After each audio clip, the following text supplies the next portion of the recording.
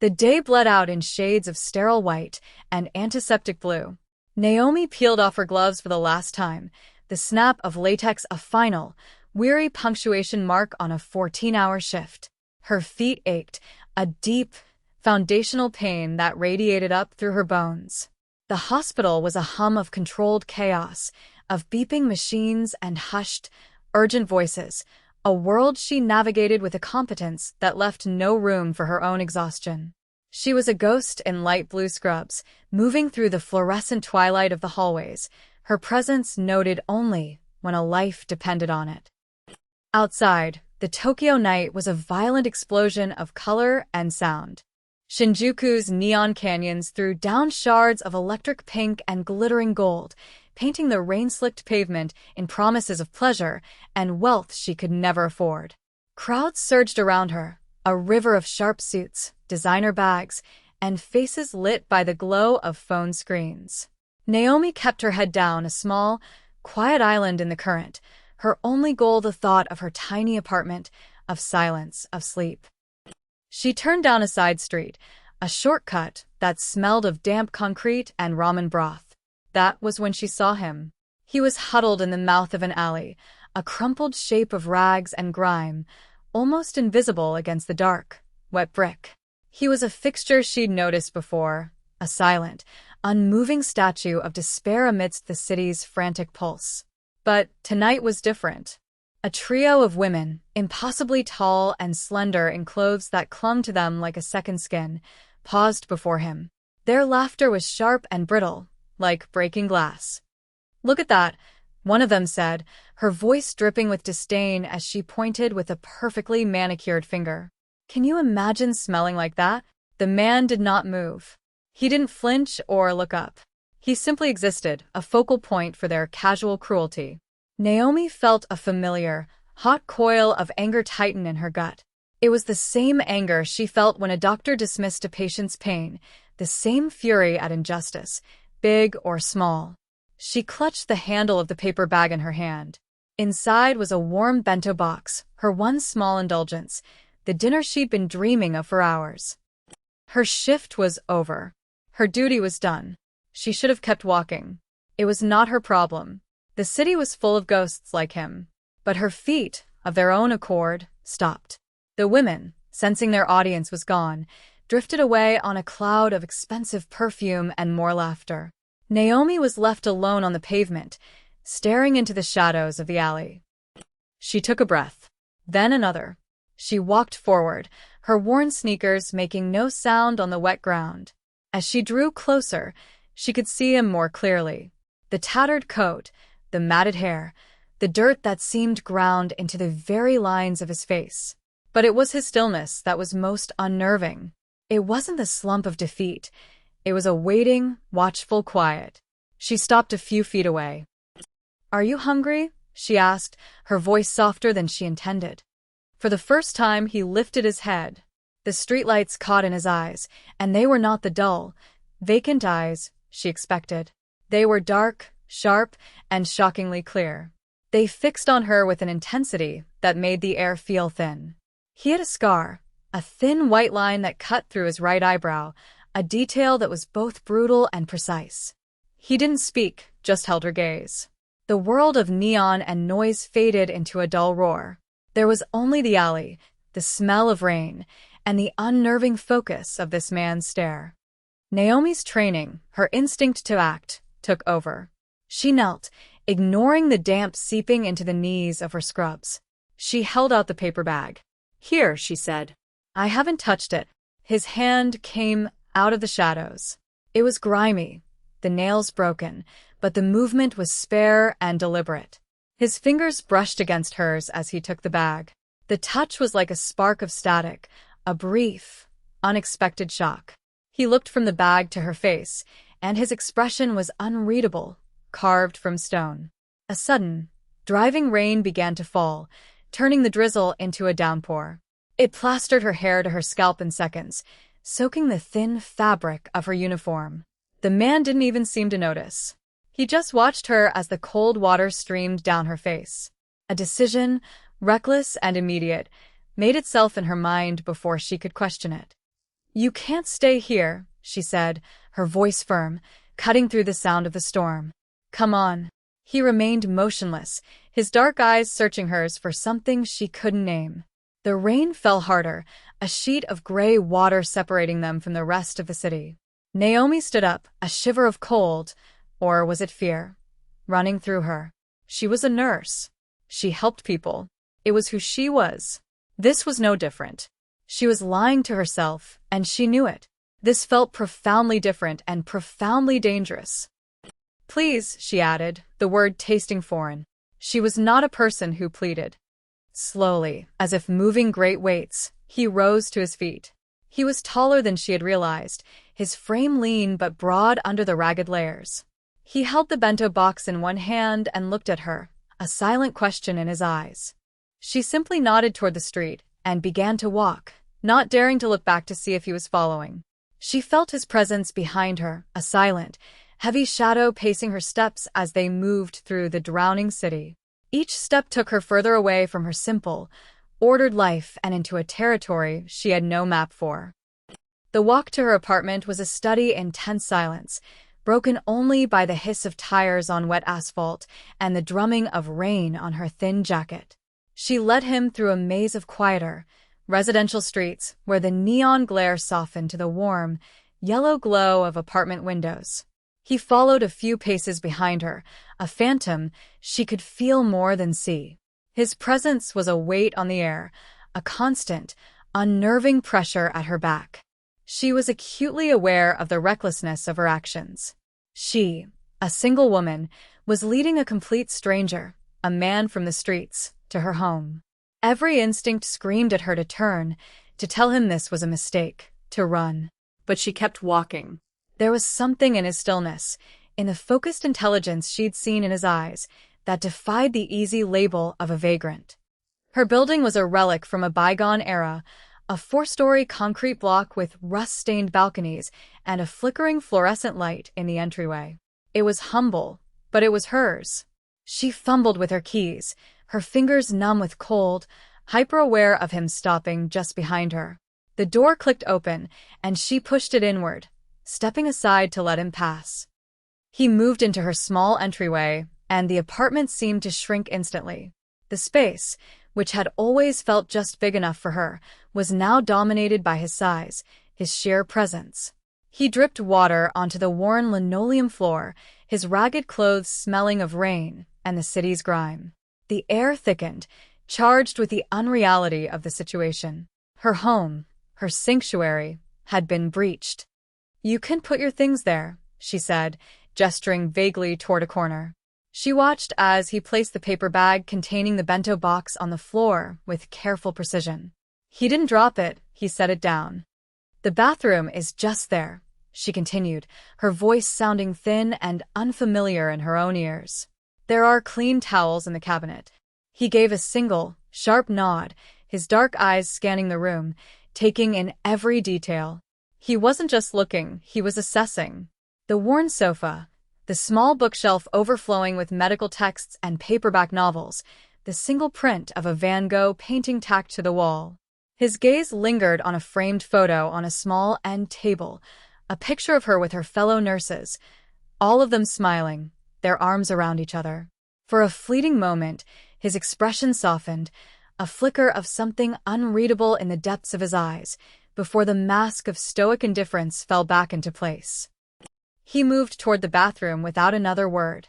The door clicked shut, and the sound of the shower starting was a sudden, roaring intrusion into the quiet of her apartment. Naomi let out a breath she hadn't realized she was holding, her body trembling. What had she done?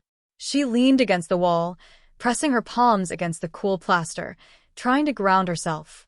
This was insane. She was a logical person, a planner. Her life was a series of carefully managed risks and predictable outcomes. This man was a variable she could not calculate. She busied herself, wiping up the puddle of water he'd left, her movements automatic. She took the neatly folded blanket from the back of her sofa and placed it on the cushions. It was a small, threadbare couch, but it would have to do. When the sound of the shower stopped, a new kind of silence descended, heavier and more expectant than before. He emerged a few minutes later. The grime was gone, washed away to reveal the sharp, angular planes of his face. His black hair was damp, slicked back from his forehead. He was still wearing the same tattered clothes. She had nothing that would fit him. But the man who stood before her was different. The dirt had been a costume, a layer of camouflage. Now, she saw the man beneath it. He was hard lines and quiet intensity, the scar over his eye a stark white slash against his skin. He moved with an economy of motion, a coiled grace that was both beautiful and terrifying. He walked to the small table where she ate her meals and sat down, his back straight, his hands resting on his knees. He looked less like a beggar awaiting a handout and more like a king holding court in a peasant hut. He nodded toward the bento box she had set on the table. "You haven't eaten," he stated. It wasn't a question. "I'm not hungry," she lied. Her stomach was a tight knot of adrenaline. He opened the box. The smell of teriyaki chicken and steamed rice filled the small space. He picked up the disposable chopsticks, and she watched, mesmerized, as he ate. His movements were elegant, precise. There was no desperation, no frantic hunger. He ate as if he were dining in the finest restaurant, savoring each bite with a focused, deliberate calm. The contrast between his appearance and his bearing was a chasm of unanswered questions. When he finished, he placed the chopsticks neatly back in the box and closed the lid. He looked at her, his dark eyes pinning her in place. The silence stretched, thick and heavy with everything unsaid. "Why?" he asked. His voice was a low rasp, rough from disuse, but carrying an undercurrent of authority. Naomi's mind raced. Why? Because the women had been cruel? Because he looked cold? Because something in his eyes had spoken to a deep-seated loneliness in her own soul? She couldn't articulate it, not to him, not even to herself. "It was raining," she finally said, the answer feeling flimsy and inadequate. A small, humorless smile touched the corner of his mouth. It was a fleeting expression, there and gone in an instant, but it changed his entire face, hinting at a man who understood the world in all its complexities and falsehoods. He knew she wasn't telling the whole truth. He didn't press. He simply stood, took the folded blanket from the sofa, and settled himself onto the cushions without being asked. He lay on his side, facing the back of the couch, presenting her with his back in a gesture that could have been either trust or dismissal. Naomi stood frozen in the middle of her own living room. She should have been terrified. A strange man was sleeping on her sofa, but as she retreated to her bedroom, closing the door softly behind her, the feeling that washed over her was not fear. It was a profound and unsettling sense of calm, as if she had just invited not a storm, but the quiet, watchful eye of the hurricane into her home. She lay awake for hours, listening to the sound of his study, even breathing from the other room, a rhythm that was both a comfort and a terrifying omen. The morning light was pale and gray, filtering through the thin curtains of her bedroom window. Naomi had barely slept, her mind replaying the events of the previous night in a disjointed loop. The cruel laughter, the rain, the unnerving stillness of the man in her living room. She finally rose, pulling on a robe, her heart a nervous, fluttering thing in her chest. She had to get ready for another shift. She had to face him in the daylight. She opened her bedroom door quietly and peered out. The apartment was silent. The blanket on the sofa was folded into a perfect, crisp rectangle, placed precisely in the center of the cushions. The man was gone. A wave of relief, so potent it made her feel dizzy, washed over her, followed immediately by a strange, sharp pang of disappointment. She walked into the living room. It was as if he had never been there. The air no longer felt charged with his presence. The room had returned to its normal size. She must have imagined the intensity, the danger. He was just a homeless man she had helped, and now he was gone. But then she saw it. On her small, scarred kitchen table, where the bento box had been, stood a single, perfect white orchid. It was housed in a small, black ceramic vase, the kind of simple, elegant object that spoke of quiet expense. She didn't own it. She had never seen it before. She approached the table slowly, her hand hovering over the delicate, waxy petals. Where had it come from? He had arrived with nothing but the rags on his back. A cold dread trickled down her spine. This wasn't a thank you note. It was a message. It said, I was here. I can enter your space. I can leave things behind. It was a subtle, unnerving display of power. He was not who he seemed. The realization settled in her stomach like a stone. She spent the rest of the morning in a fog. The image of the orchid burned into her mind. At the hospital, she moved through her duties with her usual efficiency, but her thoughts were miles away, trapped in her tiny apartment with the ghost of her visitor and his impossible flower. A week passed. Then, too. The orchid remained on her table, its petals refusing to wilt.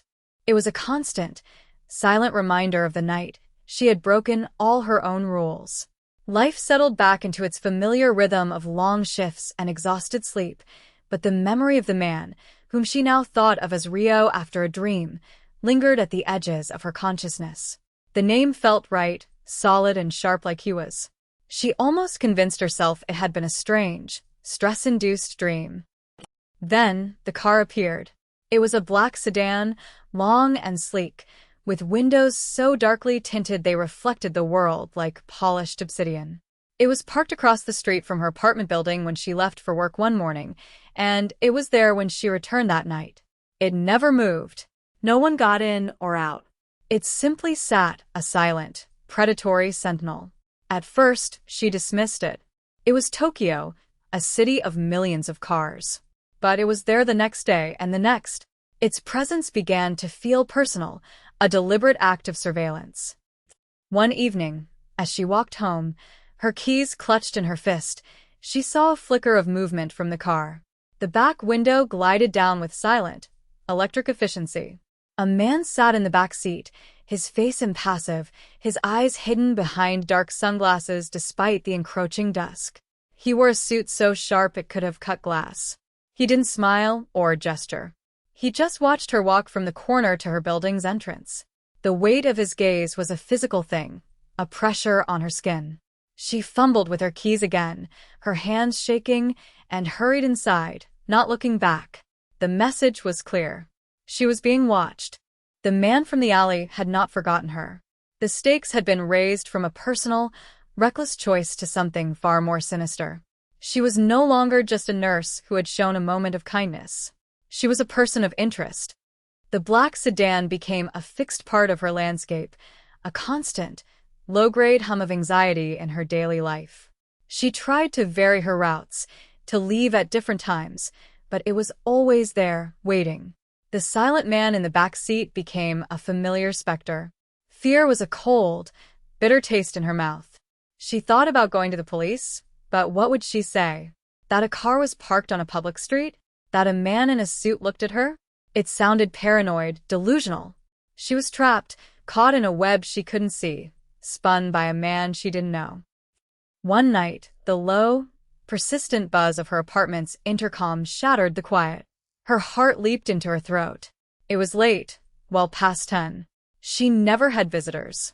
She walked to the small, wall-mounted unit, her hand trembling as she pressed the talk button. "Who is it?" she asked, her voice tight. There was a pause, filled with the static of the connection. Then, a voice, low and familiar, a voice she had heard only once but had replayed in her mind 1,000 times. Naomi. He said her name not as a question, but as a statement of fact, a claim. It was him, Rio. A wave of terror and, to her shame, a flicker of something else, relief, washed through her. She pressed the button to unlock the main door, her actions feeling disconnected from her thoughts, as if she were watching someone else. She waited by her apartment door, her ear pressed against the wood, listening to the faint sound of footsteps ascending the stairs. They were not the heavy, shuffling steps of a beggar. They were measured, confident, the sound of a man who owned any ground he walked on. A sharp, definitive knock came at the door. She took a deep breath and pulled it open. He stood in the dim light of the hallway, and the sight of him stole the air from her lungs. The beggar was gone, replaced by this creature of impossible elegance and menace. He was dressed in a dark, exquisitely tailored suit, the fabric shimmering faintly under the flickering hall light. A crisp white shirt was open at the collar, revealing the strong column of his throat, and, just at the edge of the fabric, the dark, swirling lines of intricate ink. His hair was perfectly styled, his face clean-shaven, highlighting the stark geometry of his jaw and the cold cut of the scar.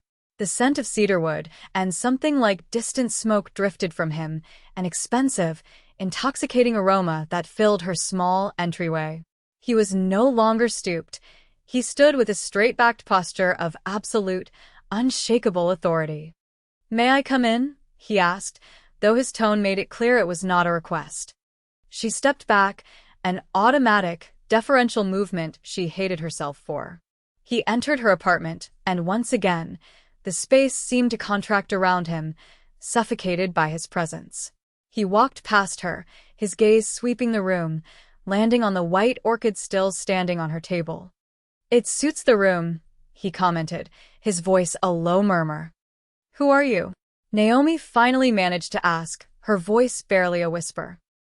He turned to face her, his dark eyes intense. "My name is Rio, and I am the man you saved from the rain." He paused, letting the weight of his transformation sink in. "I was on that street for a month, Naomi.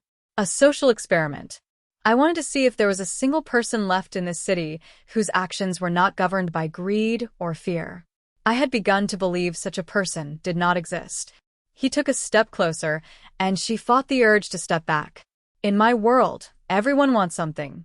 Power, money, protection. They will lie, cheat, and kill for it. I grew up in that world. It is all I have ever known." He looked away for a moment, his gaze distant, and she saw a flicker of the wound he carried. "I had a friend, a man I trusted as a brother. He was betrayed, led into a trap, and murdered. The person who betrayed him did it for a new car and a designer handbag. That is the value they placed on a man's life." The cynicism in his voice was a chilling, bottomless thing. He looked back at her, his eyes locking onto hers. "Hundreds of people walked past me. They laughed. They threw trash. They saw nothing of value. Then you came along. You who have so little gave what you had. You asked for nothing in return." He took another step, closing the distance between them. He was so close now she could feel the heat radiating from his body. "You proved me wrong," he said, his voice dropping to a near whisper. "And in doing so, you have made yourself a complication. My enemies have noticed my interest in you. They are the same men who killed my friend. They see you as a new vulnerability, a new pressure point." His words hung in the air, cold and sharp as ice. Her small act of kindness had not saved a man, it had painted a target on her back. "You are in danger because of me," Rio stated, his voice flat, devoid of apology. "It was a simple, brutal fact. Therefore, you are now my responsibility. You will stay with me. You will be protected." The words hit her like a physical blow. It was not an offer. It was a command, an assumption of ownership that sent a wave of defiant anger through her. This man, this king of some violent, hidden world, thought he could just appear and claim her life as his own. "No," she said, her voice shaking but firm. "I won't. I have a job. I have a life. You don't get to just walk in here and take it over." Her independence was the one thing she had fought for, the one thing that was truly hers. "I am not your responsibility. I am not your property." A flicker of something, frustration, perhaps even surprise, crossed his features. It was the first genuine crack she had seen in his mask of cold control. He had expected compliance, fear. He had not expected resistance. "You think you have a choice?" he asked, a dangerous edge creeping into his voice. "You think they will care that you want to be left alone? They will use you to get to me, and they will not be gentle."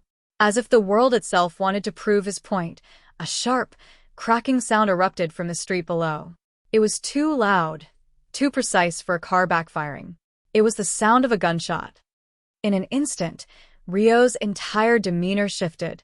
The civilized veneer vanished, replaced by pure, lethal instinct. He moved with a speed that seemed impossible, covering the distance between them in a single fluid motion. His arm wrapped around her waist, yanking her away from the window with bruising force. He spun them both around, his body becoming a hard, immovable shield in front of hers, pressing her back against the wall. The world narrowed to the sudden, shocking intimacy of their proximity. Her face was pressed against the fine fabric of his suit, the scent of cedar and smoke overwhelming her senses. She could feel the solid, unyielding wall of his chest, the tense cording of muscle in his arm, the frantic, terrified beat of her own heart against his ribs.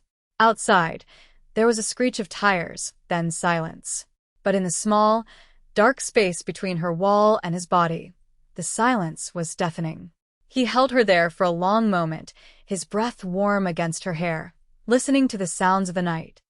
"They're gone," he finally murmured, his voice a low vibration against her ear. He didn't move. He kept her pinned there, his body a protective cage. In that moment, pressed against him, feeling the coiled power held in check within him, Naomi understood the terrifying truth. He was right. She didn't have a choice.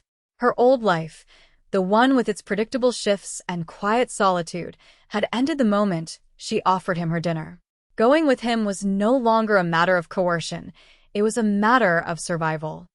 He took her to a place that felt like the top of the world, a penthouse apartment that occupied the entire floor of a sleek, modern skyscraper. The walls were glass, offering a breathtaking, panoramic view of Tokyo's glittering sprawl. The furniture was minimalist and severe, all black leather and polished chrome, as stark and uncompromising as the man himself. It was beautiful, sterile, and utterly soulless. It was a gilded cage. Silent, watchful men in dark suits patrolled the private elevator lobby. They moved with a quiet efficiency, their eyes missing nothing. They bowed to Rio, their deference absolute, their gazes sliding past Naomi as if she were invisible, a ghost in this new, alien world. Rio showed her to a room. It was larger than her entire apartment, with a king-sized bed, an adjoining bathroom bigger than her kitchen, and a closet filled with clothes in her size. Dresses, shoes, lingerie, all new, all expensive, all chosen by someone else. The sight of them made her feel sick. It was another form of possession, another way of erasing the woman she had been and remaking her into someone who belonged in this place. "You will be safe here," he said, standing in the doorway. "No one can reach you." "I'm a prisoner," she stated, turning to face him. "You are a guest," he countered, his voice smooth and cold. "A guest who is not permitted to leave. There is a difference." The days that followed were a blur of luxurious confinement. She ate gourmet meals she didn't order, wore clothes she didn't choose, and looked out at a city she couldn't touch. Rio was a fleeting presence. He would be gone when she woke, and he would often return late at night, his face etched with a weariness that his perfect suits couldn't conceal. They rarely spoke. The tension between them was a living thing, a constant, humming frequency in the vast, silent apartment. She would catch him watching her, his expression unreadable, before he would turn away and retreat into the fortress of his thoughts. One night, he didn't come back at all. Naomi paced the length of the glass wall, watching the endless river of headlights below, a knot of anxiety tightening in her chest. She told herself it was fear for her own safety. If he was gone, what would happen to her? But it was a lie. The fear was for him. The thought of that cold, controlled man facing the violence of his world alone sent a tremor of dread through her. The internal phone on the wall buzzed, the sound jarring in the silence. She picked it up. "Yes, ma'am," a voice said, formal and clipped. It was one of his lieutenants, a man named Kaito. "There has been an incident. An ambush." There was a pause. "The boss is unaccounted for." The floor dropped out from under her. Unaccounted for. It was a sterile, professional term for lost, for missing, for possibly dead. Panic, cold and absolute, seized her. She sank onto one of the leather sofas, the phone slipping from her numb fingers. The vast, empty penthouse suddenly felt like a tomb. In that moment, She understood a terrifying truth. His presence, however dangerous and controlling, had become her anchor in this storm. The thought of him being gone left her feeling utterly, terrifyingly adrift. The silence of the apartment was no longer peaceful. It was the silence of absence, of loss. Hours crawled by. She didn't move from the sofa, just stared at the city lights, her mind a blank slate of fear. Then she heard a sound, the private elevator chiming its arrival. The door slid open, and he walked in. He was disheveled. His suit jacket was gone, his white shirt was rumpled and stained with something dark along the sleeve, and there was a fresh, angry red cut on his jaw. He moved stiffly, but he was alive. He was whole. The wave of relief that crashed over Naomi was so powerful it left her breathless. He didn't seem to notice her. He walked straight to the window, his back to her, and braced his hands on the glass, staring out at the city he ruled.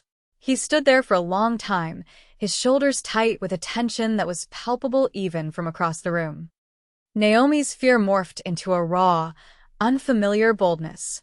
She stood up and walked toward him, her footsteps silent on the plush carpet.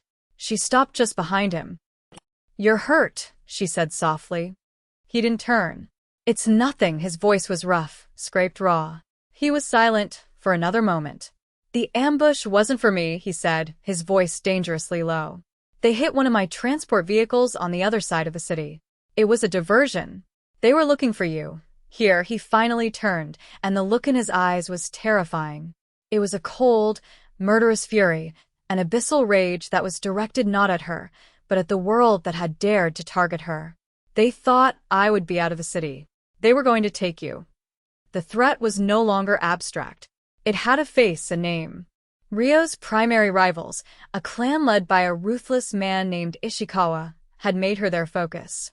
Ishikawa was the same man responsible for the death of Ryo's trusted friend, a man who operated with a particular brand of cruelty. They saw Naomi not as a person, but as a lever, a tool to shatter Ryo's legendary control. To prove their point, they made their next move a public one. A photo surfaced online, posted on an obscure gossip blog known for trafficking in underworld rumors. It was a grainy shot of Naomi, dressed in her scrubs, leaving her old apartment building, her face clearly visible. The caption was simple and chilling: "The dragon's new weakness." Ryo's fury was a cold, silent storm that settled over the penthouse. He moved through the rooms like a caged predator, his every movement radiating a lethal intent. His men spoke in hushed tones, their faces grim.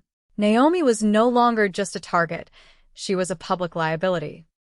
"They're trying to draw me out," Ryo said, his voice a flat line of controlled rage. He was standing before the glass wall, the offending blog post displayed on a tablet in his hand. "They want me to make a mistake, to react with emotion. So, what are you going to do?" Naomi asked, her own fear a tight band around her chest. He turned to her, his eyes dark and calculating. "I am going to end Ishikawa, but I will do it on my terms." "Not his," he set the tablet down. "To do that, I need to know his next move before he makes it. I have a source inside the police department, a corrupt official who feeds Ishikawa information. He's meeting a contact tonight at the Imperial Hotel bar." He paused, his gaze fixing on her. "I cannot go. My men would be recognized instantly. It's too public, too exposed." The unspoken request hung in the air between them, heavy and dangerous. "You want me to go?" she said, her voice barely a whisper. "I want you to do what you do best," he replied, his voice softening almost imperceptibly. "Be invisible. A nurse in simple clothes having a drink after a long day. No one would look at you twice." He held up a tiny object, no bigger than a grain of rice. "A listening device. You would just need to get close enough to plant this." On his briefcase, the underside of his table, his coat. It was a line. A clear, bright line separating her old life from this new one. He was asking her to become a spy, a player in his violent game. He was asking her to cross over into his world completely. She could say no. He would not force her. She could remain the protected captive in the glass tower. But looking at him, at the cold fire in his eyes, at the man who had shielded her with his own body, she knew she couldn't. Staying passive felt like a different kind of death. "Okay," she said, her voice steady. "I'll do it." An hour later, she was walking into the opulent lobby of the Imperial Hotel. She wore a simple dark dress Rio's people had provided, her hair was pulled back, and she carried a plain handbag. She looked like 1,000 other women in the city. Her heart was a frantic drum against her ribs, but she forced her steps to be even, her expression neutral. She found the bar, a dimly lit space of dark wood and quiet conversations. She spotted him immediately, a portly man in an expensive but ill-fitting suit, sitting alone at a small table, a briefcase on the floor beside him. She ordered a glass of wine at the bar, her hands shaking so badly she could barely hold the stem. She took a sip, the liquid cool and tasteless in her dry mouth. She had one chance. Rio's instructions were clear. Create a distraction, act quickly, and get out. Naomi took a deep breath, walked toward the official's table as if heading for the restroom, and stumbled. It was a clumsy, convincing motion. The wine from her glass sloshed forward, splashing across the man's jacket and the table. "Oh my God, I am so sorry," she gasped, her voice filled with manufactured horror. She grabbed napkins from a nearby dispenser and began dabbing at his suit, apologizing profusely. He was annoyed, sputtering indignantly, swatting at her hands. In that moment of chaos, under the cover of her frantic apologies, her other hand slipped down to his briefcase on the floor. Her fingers found the leather strap, and with a quick, deft movement she had practiced a dozen times, she pressed the tiny, adhesive device to the underside. "I am so sorry," she said again, backing away, her face a mask of mortification. "Please, let me pay for the cleaning." "Just go away," he grumbled, waving her off. She fled. She didn't run, but walked quickly, her head down, out of the bar and through the lobby, not daring to look back. Once outside in the cool night air, she leaned against the wall of the building, her legs threatening to give out. She had done it. She had stepped over the line. She was no longer just an innocent bystander. She was a participant. When she returned to the penthouse, Rio was waiting. He didn't ask if she had succeeded. He simply looked at her, and the expression on his face was one she had never seen before. It wasn't gratitude or relief. It was a deep, profound respect. He saw her not as a victim or a liability, but as an ally. In that moment, the dynamic between them shifted, solidifying into something new, something unbreakable and far more dangerous than simple protection. The listening device was a success. From the sterile quiet of the penthouse, they listened to the corrupt official's conversation, the words crackling over a secure speaker. Ishikawa's plan was laid bare. He was planning an ambush, not for a transport, but for Rio himself, an old, abandoned warehouse district by the docks. Ishikawa believed Rio would be personally overseeing a high-value shipment passing through the area. It was a trap, meticulously designed to be the final, bloody end of Rio's reign. Rio listened, his face a mask of cold concentration. He was not reacting to Ishikawa's plan. He was deconstructing it, anticipating every move, formulating his counterattack. He was a grandmaster of violence, and Ishikawa had just shown him the entire board. "He is arrogant," Rio said when the recording ended. "He believes I am predictable. He thinks this is about business. He does not understand that this is now personal." The final confrontation was set for the following night. The atmosphere in the penthouse grew taut, the air thick with unspoken tension. Rio's men moved with a grim, quiet purpose, checking weapons, coordinating logistics. Naomi felt like a ghost, watching the preparations for a war she had helped to start. That night, she couldn't sleep. She found herself on the balcony, the city lights a dizzying, beautiful carpet spread out below. The wind was cool against her skin. She heard a sound behind her and turned to see Rio step out from the shadows. He was dressed in simple black trousers and a soft gray sweater, the first time she had seen him in anything other than a suit or rags. Without the armor of his tailored clothes, he seemed both more human and more dangerous. He came to stand beside her at the railing, not speaking for a long time. They stared out at the city together, two solitary figures on top of the world. "I was on that street for 1 month," he said finally, his voice a low murmur that was almost lost to the wind. 387 people walked past me and looked directly at me. They saw rags and dirt. They saw a nuisance, a problem to be ignored. They saw nothing. He turned his head, his dark eyes finding hers in the dim light. "Then you came. You looked at me and you saw a person. A human being who was cold and hungry.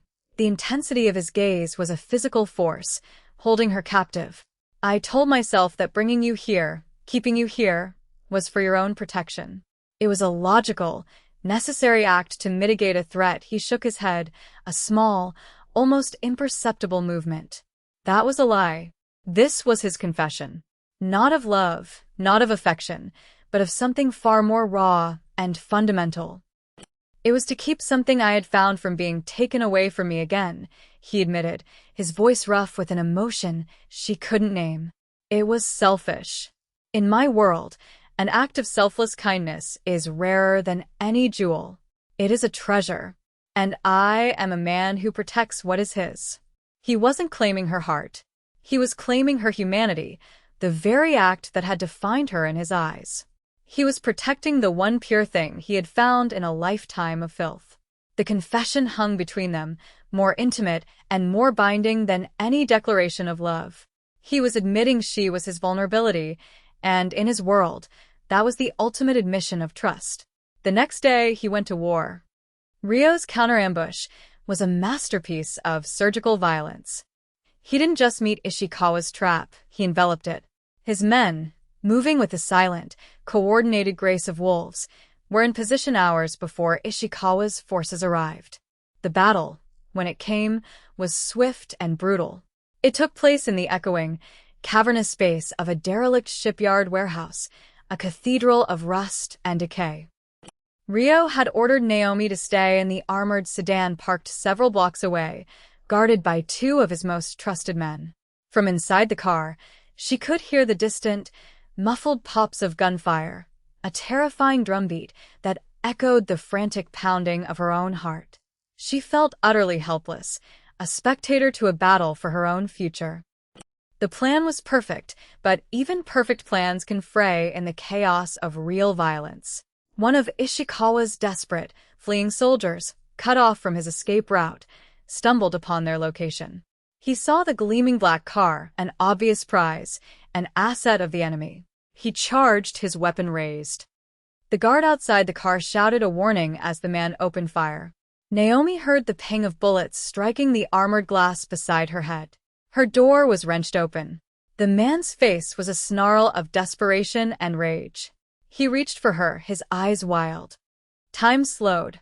Her nurse's training, the years of responding to crises with immediate, unthinking action, took over. There was no room for fear. She saw the threat, and she reacted. She didn't scream. She didn't cower. Her eyes darted around the car's interior, landing on the heavy, fully stocked emergency medical kit on the seat beside her. It was solid, dense, a metal box weighing at least 20 pounds. With a surge of pure adrenaline, she grabbed it with both hands and swung it with all her might. She aimed for his head, putting the full force of her body behind the blow. The corner of the metal box connected with his temple with a sickening thud. The man grunted, his eyes rolling back in his head as he staggered backward, stunned. The moment of hesitation was all it took. One of her guards was on him instantly, neutralizing the threat with brutal efficiency. Naomi sat there, panting, the heavy kit still in her hands, her knuckles white. She was shaking, not with fear, but with the aftermath of violent action. She had not been a damsel in distress. She had not waited to be rescued. She had fought back. When the silence finally returned, absolute and final, the car door opened again. This time it was Rio. He was untouched, his black tactical gear immaculate save for a dusting of grime. But his face was a mask of raw, frantic concern. He ignored her guards, ignored the neutralized threat on the ground. His eyes, wide and blazing, were only for her. He scanned her from head to toe, a desperate, silent inventory for any sign of harm.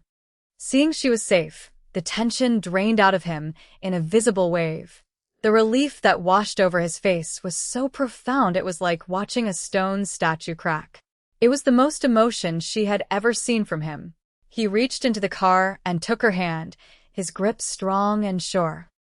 "It is over," he said, his voice low and steady, a promise. He helped her out of the car, never letting go of her hand. A cost had been paid. The underworld had seen him risk everything for her. She was no longer a rumored weakness. She was his acknowledged center, and that was a far more dangerous position. Back in the penthouse, the silence was different. The oppressive tension was gone, replaced by a quiet, settled calm. The war was over. Naomi stood at the glass wall, looking down at the city lights. They no longer seemed alien or mocking. They were just lights. Rio came to stand behind her. She could feel his presence, a familiar warmth at her back. "You are free to leave," he said, his voice soft. "Ishikawa's clan is broken. You are no longer a target. I can give you a new name, a new life, anywhere in the world you choose. You will be safe, and you will never have to see this world again." It was the out she should have craved. A return to normalcy, to safety. But the thought of leaving, of a life without his intense, dangerous presence, felt like stepping into a void. Her old life felt like a photograph of a stranger. This world of violence and shadows, with him at its center, was where she had finally come alive. She turned to face him. She looked at this lethal man, this emperor of a dark kingdom, who had pretended to be nothing in order to find something real. "And what if I don't want to leave?" she asked, her voice clear and steady. A true smile did not touch his lips, but the arctic coldness in his eyes finally, completely receded. It was replaced by something else, something possessive, triumphant, and absolute. He did not answer with words. He reached out and took her hand, not to kiss it, but to lift it to his chest. He pressed her palm flat against the fabric of his shirt, directly over the steady, powerful beat of his heart. It was not a gentle gesture. It was a claim, an oath sealed in silence, a declaration that she was the ground on which his new world was built. And as her hand rested on his chest, feeling the life within him, she knew she had made her choice. She was home.